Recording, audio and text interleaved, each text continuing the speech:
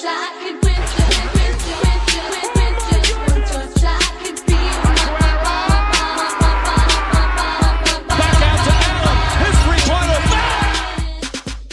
what's up, ladies and gentlemen? Welcome back to EK Sports, and today we are going to be previewing the AFL season, predominantly for the Sydney Swans season, because I'm a Swans fan, if you didn't know.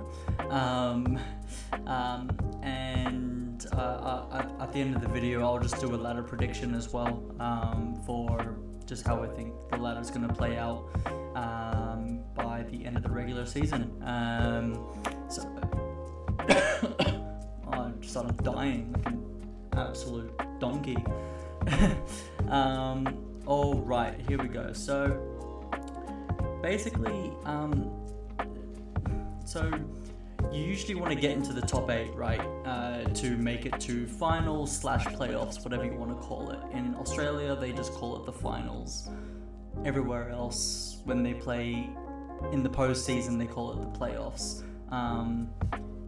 And the Swans weren't able to make it last year with still a very good team, basically almost like the exact same team that they made it to the grand final the year prior. But what was hurting them was that they moved on from their main head coach that they've had for like 12 to 15 years. So they brought in the assistant coach to now be the head coach.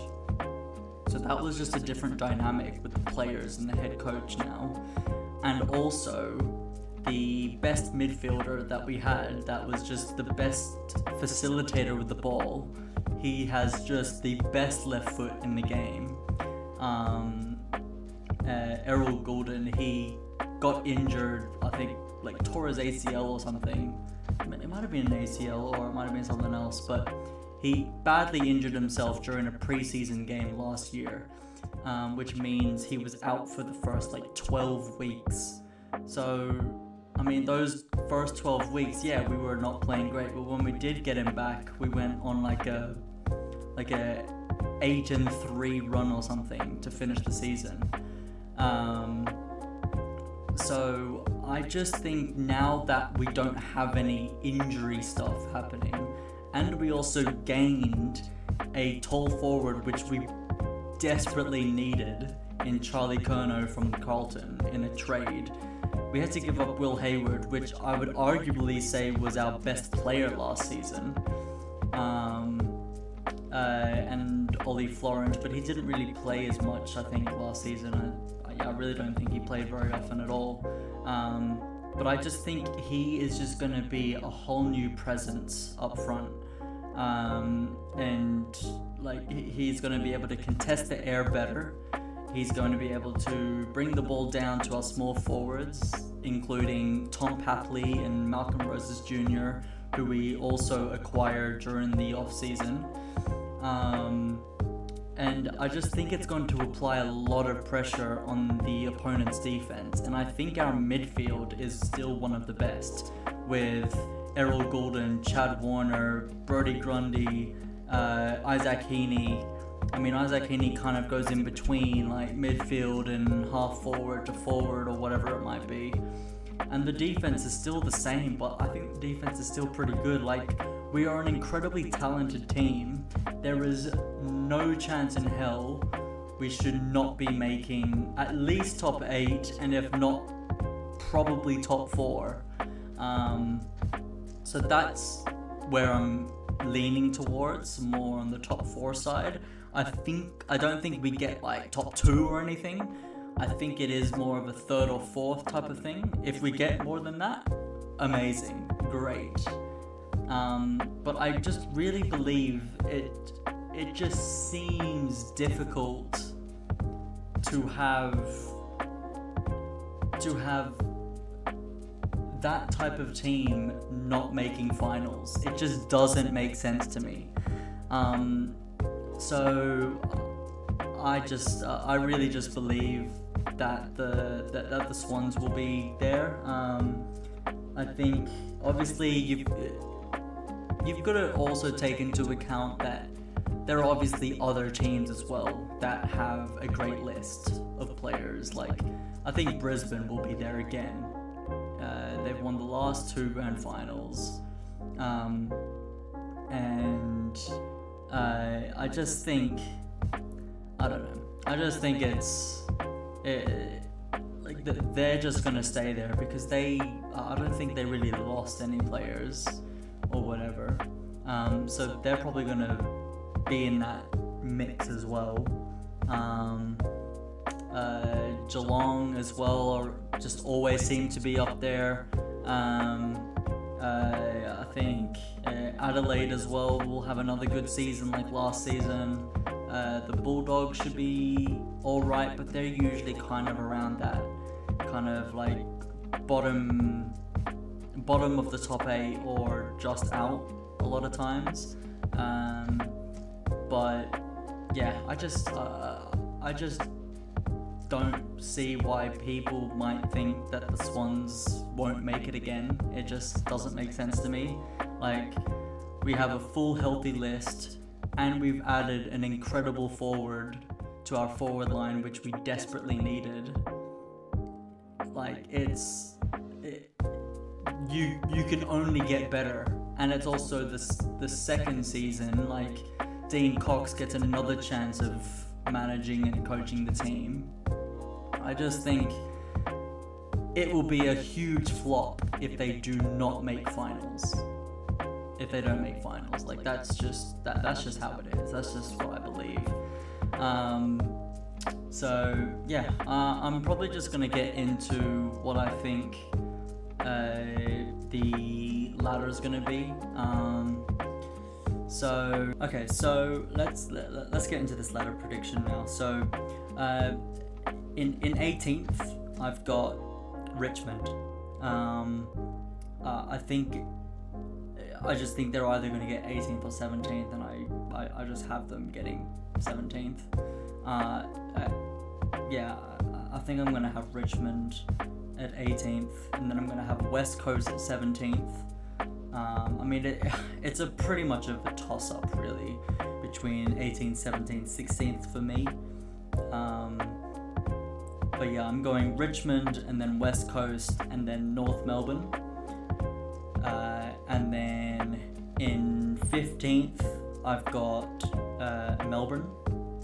In 14th, I've got, I'm going to go for St Kilda in 14th. They just seem to disappoint most years. Like, they've got an exciting team. They've got an exciting, like, midfield and forward line. I think the defense definitely kind of screws them over a bit. But yeah, I'm gonna say St Kilda 14th, and then I'm gonna go for Essendon 13th, and then Fremantle 12th, and then Carlton 11th. I'm pretty sure they've changed the format this season, so you've got it's almost exactly like the way they do the NBA, where you've got the top 6 teams make it, but then you've got 7th, 8th, 9th, 10th go into a play-in. I think it's something like that. So who I have in my 7th to 10th, in 10th I've got Port Adelaide. 9th, I've got Giants.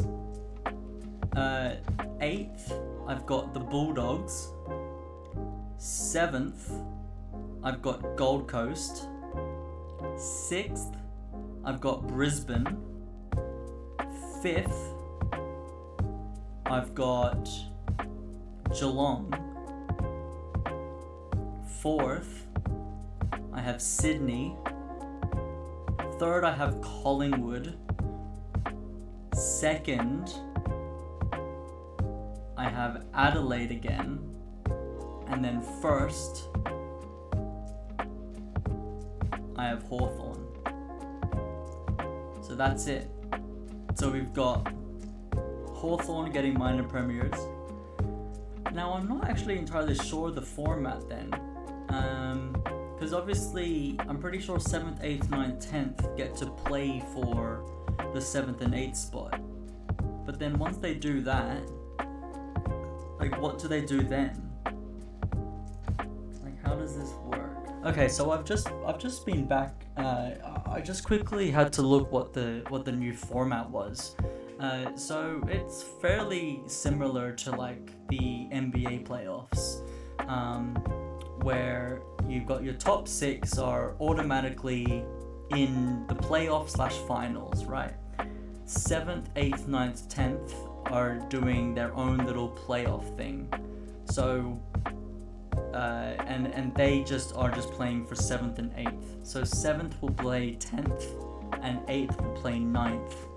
So in terms of what I have done and what I think is going to happen, so I had Gold Coast versus Port Adelaide, 7th versus 10th, and then the Bulldogs versus Giants, 8th versus 9th, and then after that, so the winner of 7th and 10th